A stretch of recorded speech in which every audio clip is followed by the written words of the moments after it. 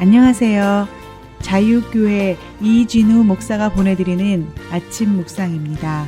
오늘도 예수 그리스도의 향기를 내는 복된 하루가 되시길 바랍니다.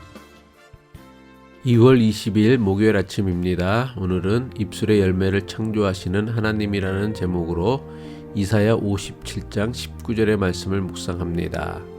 입술의 열매를 창조하는 자 여호와가 말하노라. 먼데 있는 자에게든지 가까운 데 있는 자에게든지 평강이 있을지어다. 내가 그를 고치리라 하셨느니라. 이사야서는 여호와 하나님에 대해 소개하기를 입술의 열매를 창조하시는 하나님이라고 소개하고 있습니다. 이사야 57장 19절 앞부분입니다. 입술의 열매를 창조하는 자 여호와가 말하노라. 여기서 사용된 창조라는 단어의 히브리어는 바라입니다. 그리고 바라라는 히브리어는 하나님께서 태초에 천지를 창조하실 때 사용하였던 바로 그 단어이기도 합니다. 말씀으로 천지를 창조하신 하나님께서 지금도 입술의 열매를 창조하신다는 것이 성경의 가르침입니다. 하나님께서 말씀하시니 모든 것이 말씀하신 그대로 되었습니다. 예수님께서 말씀하시니 모든 것이 말씀하신 그대로 되었습니다. 마찬가지로 하나님의 자녀인 우리가 합심하여 하나님께 구하기만 하면 하나님께서 우리가 구하는 바를 이루게 하신다고 가르쳐 주십니다. 마태복음 18장 18절로 19절의 말씀입니다. 진실로 너에게 이르노니 무엇이든지 너희가 땅에서 매면 하늘에서도 매일 것이요 무엇이든지 땅에서 풀면 하늘에서도 풀리리라. 진실로 다시 너희에게 이르노니 너희 중에 두 사람이 땅에서 합심하여 무엇이든지 구하면 하늘에 계신 내 아버지께서 그들을 위하여 이루게 하시리라. 물론 예수님의 이 말씀을 너무나 많은 교인이 오해하는 것처럼 우리가 무엇이든 구하기만 하면 우리가 구한 그대로 이루어 주신다고 약속하신 말씀은 결코 아닙니다. 이 말씀을 하신 앞뒤 맥락을 보면 죄를 지은 사람을 권면하고 죄를 지은 사람을 용서하는 권세가 우리에게 있음을 가르쳐 주는 말씀입니다. 그런데 이 모든 것이 가능한 이유는 하늘에 계신 하나님께서 우리가 구하는 바를 이루시기 때문입니다. 이사야 선지자가 이스라엘 백성과 이방 민족들을 향해 아직 일어나지도 않은 하나님의 심판을 담대히 선포할 수 있었던 이유가 무엇입니까? 이사야 선지자는 입술의 열매를 창조하시는 하나님이심을 믿었기 때문입니다. 같은 원리로 우리가 하나님께 드리는 기도가 이루어지는 이유가 무엇 때문입니까? 우리가 기도하는 하나님은 입술의 열매를 창조하시는 전능하신 하나님이시기 때문입니다. 하나님께서는 오늘도 우리의 입술의 열매를 창조하십니다. 이것은 우리의 능력과 상관이 없습니다. 우리가 지닌 재능과도 상관이 없습니다. 우리가 소유한 것과도 상관이 없습니다. 우리는 유한하고 연약하나 입술의 열매를 창조하시는 하나님은 무한하시고 전능하신 하나님이십니다. 그 하나님께서 지금도 우리 입술의 열매를 창조하십니다. 그래서 우리 인생에는 하나님께서 창조하시는 입술의 열매가 반드시 있을 것입니다. 이것이 우리의 믿음이 되어야 합니다. 성경은 사람의 말을 입술의 열매라고 합니다. 성경이 사람의 말을 입술의 열매라고 하는 것은 말한 것이 원인이 되어 어떤 결과가 나타나기 때문입니다. 사람이 말한 것이 원인이 되어 사람의 말한 것이 결과를 가져오는 이유는 무엇 때문입니까? 그것은 바로 입술의 열매를 창조하시는 하나님이 계시기 때문입니다. 그것은 바로 우리가 기도한 것을 이루어 주시는 전능하신 하나님이 계시기 때문입니다. 따라서 하나님을 믿는 성도들에게 말과 기도는 세상의 그 어떤 것보다도 자신의 인생과 신앙을 바꾸는 가장 중요한 영적 도구입니다. 잠언 18장 20절의 말씀이죠.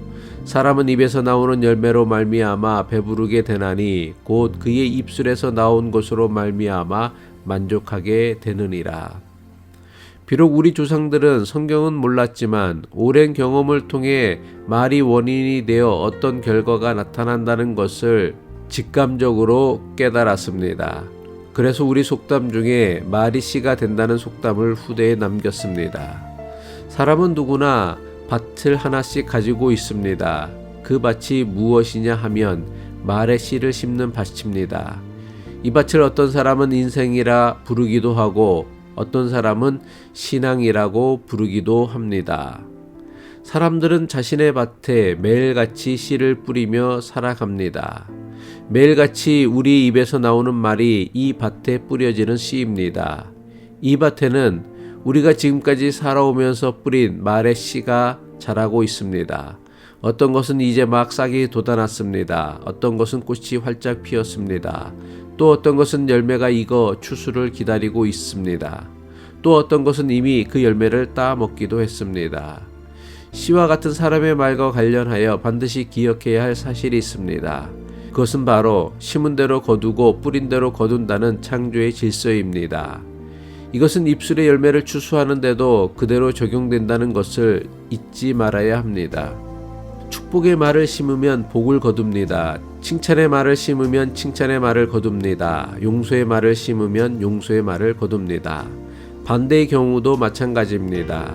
욕을 심으면 욕을 거둡니다. 저주의 말을 심으면 저주의 말을 거둡니다. 악한 말을 심으면 재앙을 거둡니다. 모든 열매가 그러하듯이 입술의 열매도 심은 씨에 따라 그 거두는 열매가 결정되어집니다. 갈라디아서 6장 7절의 말씀이죠. 스스로 속이지 말라. 하나님은 업신여김을 받지 아니하시나니 사람이 무엇으로 심든지 그대로 거두리라. 그렇다면 입술의 열매는 누가 추수합니까? 봄에 씨를 뿌린 사람이 가을이 되면 그 열매도 추수하는 것처럼 말이란 씨를 뿌린 사람이 말의 열매도 추수하고 그 열매를 먹게 되어 있습니다. 따라서 살아가면서 어떤 말에 씨를 심는 것이 중요합니다. 내가 심고 뿌린 씨는 결국 내가 거두어야 할 열매이기 때문입니다. 시편 109편 17절로 18절의 말씀이죠. 그가 저주하기를 좋아하더니 그것이 자기에게 임하고 축복하기를 기뻐하지 아니하더니 복이 그를 멀리 떠났으며 또 저주하기를 옷 입듯 하더니 저주가 물같이 그의 몸속으로 들어가며 기름같이 그의 뼛속으로 들어갔나이다. 그래서 예수님께서는 제자들을 세상으로 보내며 당부하시기를 너희가 가는 집이 너희를 반기든 반기지 않든 그 집의 평안을 빌라고 하셨습니다. 내가 베푼 축복이 그 사람에게 합당한 것이면 그 축복이 그 사람에게 임하겠지만 그 축복이 그에게 합당하지 않으면 그 축복은 축복을 베푼 사람이 거둘 것이라 말씀하십니다. 마태복음 10장 12절로 13절의 말씀입니다. 또 그 집에 들어가면서 평안하기를 빌라. 그 집이 이에 합당하면 너의 빈 평안이 거기에 임할 것이요 만일 합당치 아니하면 그 평안이 너희에게 돌아올 것이니라. 이것은 반대의 경우도 마찬가지라고 생각합니다. 저주하고 싶은 사람이 있습니다. 그래서 저주의 말을 퍼부었습니다.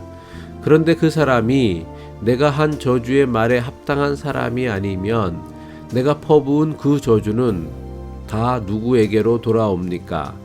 그 저주는 모두 자기 자신에게 돌아오게 되어 있습니다. 이처럼 입술의 열매는 결코 그냥 사라져 버리지 않습니다. 때가 되면 누군가 반드시 그 열매를 추수하게 되어 있습니다. 내 인생에서 좋은 열매를 추수하기 원한다면 먼저 좋은 말의 씨를 심어야 합니다. 그래야 우리의 인생이 풍성해집니다. 그래야 우리의 인생이 만족스러워집니다.